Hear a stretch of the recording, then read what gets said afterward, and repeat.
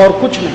इसलिए हर अचार में मेथी, हर लड्डू में मेथी, हर सब्जी में मेथी, जहां लगे वहीं मेथी, क्योंकि जरूरत है। अब कोई बाहर से आए और हमसे कहे कि तुम तो पागल हो, मूर्ख हो, ये हर अचार में मेथी डाल दिया।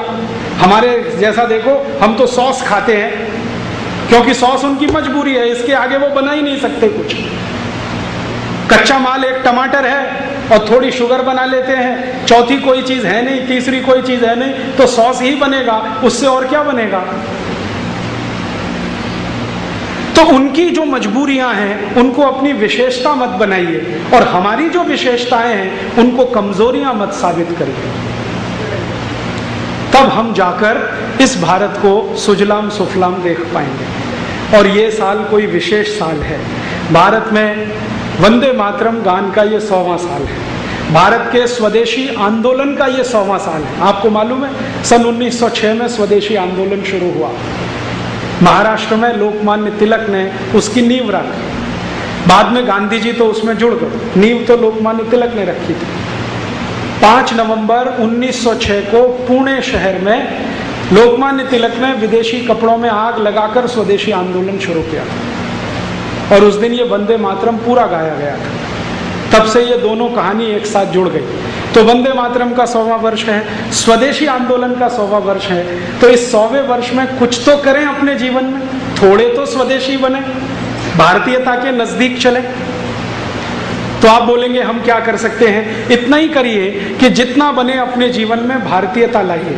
तो कितने स्तर पर? 5, ज्यादा नहीं कहता मैं।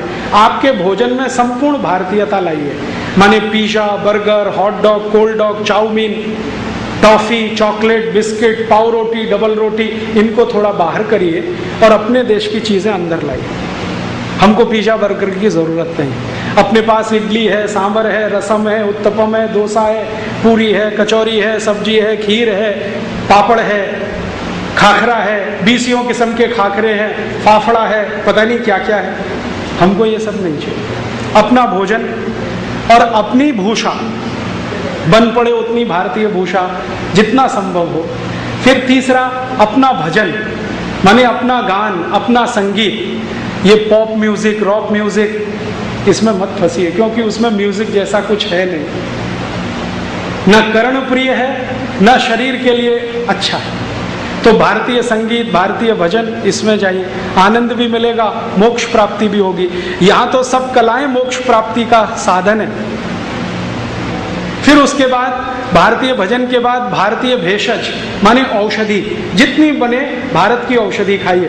अब तो आपको मालूम है यूरोप के बड़े बड़े डॉक्टर कह रहे हैं कि एलोपैथी में कोई औषधि नहीं है, आप खाओ सब जहर है।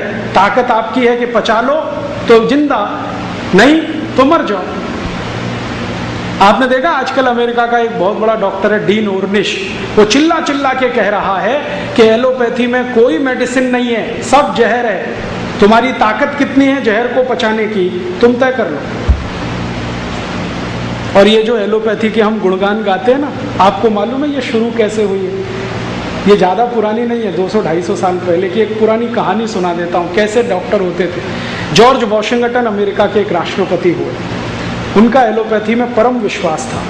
उनका एक बहुत अच्छा डॉक्टर था MD। तो एक दिन उनको बुखार आ गया। तो एलोपैथी का जो जनक माना जाता है ना, वो एक हिप्पोक्रेट्स नाम का व्यक्ति है।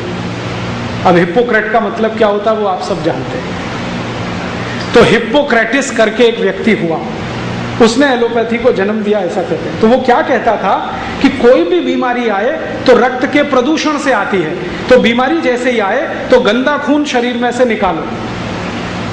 तो वो जो जॉर्ज वॉशिंगटन का MD डॉक्टर था, उसने यही फिलॉसफी अपना दिया अपने राष्ट्रपति पर। उनको बुखार आ गया तो जॉर्ज वॉशिंगटन के अंदर गंदा खून है, इसको बाहर निकालो। तो उनकी नसें काट दी उसने ब्लेड से, यहाँ की नस काट दी, खून निकलना शुरू हुआ, भल भल भल भल भल भल। 24 घंटे में इतना खून निकल गया कि जॉर्ज वॉशिंगटन मर गया। ये है एलोपैथी, जिसके पीछे आप आंख बंद करके अंधों की तरह से भाग रहे हैं।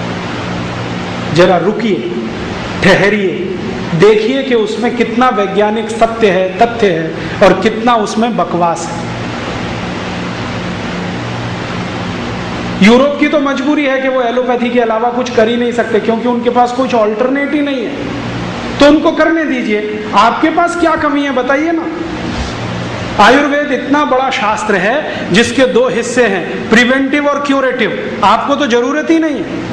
आयुर्वेद दुनिया में अकेला चिकित्सा शास्त्र है जो ये कहता है कि बीमारी मत पड़ो, स्वस्थ रहो, मस्त रहो, सर्वे भवन्तु सुखिनः सर्वे सन्तु निरामय। और उसके लिए उसने नियम बनाए हैं, छोटे छोटे नियम है आयुर्वेद में, उनका पालन आप करो।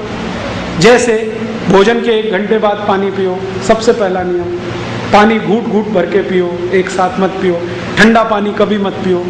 सवेरे उठो तो सबसे पहले पानी पियो।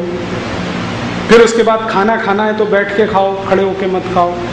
और रात्रि में विश्राम करना है तो पूर्व की दिशा में सिर करके सो, कभी मजबूरी हो तो दक्षिण की दिशा में सिर कर लो। ऐसे 2000 नियम है आयुर्वेद। कोई भी पालन करे तो जिंदगी भर स्वस्थ रहे। मैंने इनमें से कुछ नियमों का पालन अपने जिंदगी में किया है और पिछले 18 साल से मैं किसी डॉक्टर के पास नहीं गया, एक इंजेक्शन भी नहीं लगाया, आधी गोली भी नहीं खाई।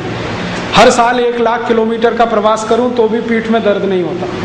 हर 10 दिन पर मेरा खाना बदलता है। अभी मैं राजस्थान में हूँ, 10 दिन बाद कर्नाटक में रहूंगा।